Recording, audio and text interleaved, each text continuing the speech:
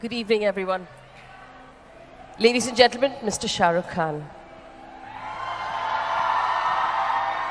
Ladies and gentlemen, Ms. Faye D'Souza. So now that you've gotten that out of your system, we have about 10 minutes for a quick chat. And we were talking about a book that we've both read a little earlier, where it says that the difference between human beings and all other animals on earth is that we can tell stories. And we pass on those stories from generation to generation. And this is what this celebration is about. The joy of writing, the joy of reading and telling stories. You have changed culture in India by telling stories that has raised a generation. You taught us how to be gentle, how to be in love. And you taught us a togetherness.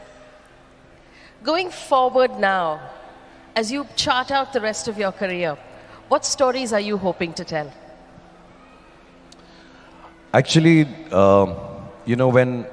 when you start your journey in any profession, mine got to be chosen to be storytelling. You really don't have a plan in your head. I'll be honest and very candid because I'm genuinely thrilled that Faye is speaking with me, and I would not try to put on any of the superstar intellect and convolute my answers. I'll keep it very simple, that I had no idea what story I want to tell. After 32 years of actively working day in and day out on cinema, I still believe that I should try to go back to that same stage where I was just excited by someone telling me, you have to do this. And I'm like, okay, let's go and do this. There was no specific story I want to tell. As a matter of fact, I feel that the kind of cinema I do is meant for everyone to enjoy and like and dislike, or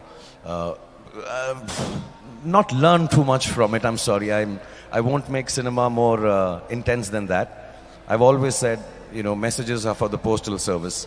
It's not for films. It should be entertaining. And I think a little bit of every actor's or creative person's personality creeps into the story you are telling. So I think there are 3-4 things I believe I am. I think I'm gentle, kind. I'm a little quirky.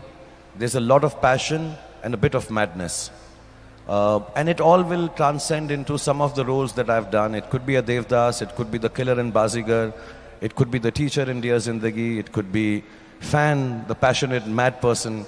So I think it creeps into my personality, or the story that I am learning from, or the story that I have experienced in my life.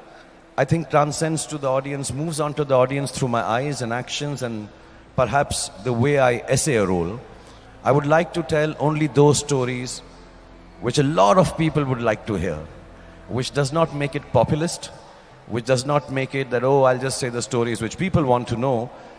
There are very many people in this world, and as many people as there are that many stories. So if I start off with, okay, I want to tell the story of every person in this room, I think I have to live another 150 years. I don't want to just tell my story. I want to tell the stories that people want to hear. So anything. When I was flying down here, I told my whole team that I saw John Wick's trailer. Guys, John Wick 4 is going to come out. So I wore a black suit. Today I want to be John Wick. So I've been childlike like that about telling the stories. And whatever story there is, somebody comes up and say, tell the story of a flying man. Okay, I'll be Ravan. Tell me the story of a madman. Okay, I'll be fan. Tell me a story of an alcoholic man. Yeah, I'll be a Devdas. Tell me a story of a good man. I can be Rahul and Raj as many times as you tell me.